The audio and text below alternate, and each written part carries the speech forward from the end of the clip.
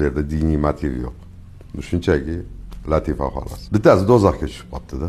Bir yengilligi bor ekan, qaysi qozonda qaynashingni o'zing tanla deyishdi. Bunda borsa bittasi hali qozon qaynab yotganimiz shu ustiga og'ir tosh botirib, ustiga toshlar qo'yib qo'yilganmish. Bu yerda kimlar bor debdi. Ya debdi, bu yerda yahudiylar bor debdi. Nimaga buncha tosh bosib qo'ygansizlar boshqa? Debdi, bu yerga juda ehtiyot bo'lib qarash kerak deyishdi.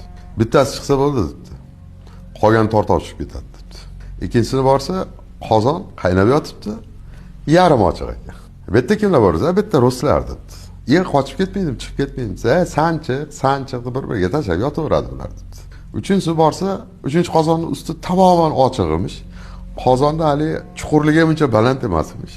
Bu yerda kimlar borsa, bu yerda o'zbeklar debdi. Debdi. Qochib chiqib ketmaydimi bir sakrab? Debdi. Bemalol o'tgan. Nazoratchimi bu yerda?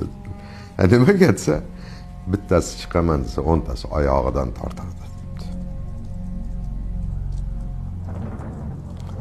Ana shunaqa achchiq latifalar bor biz haqimizda.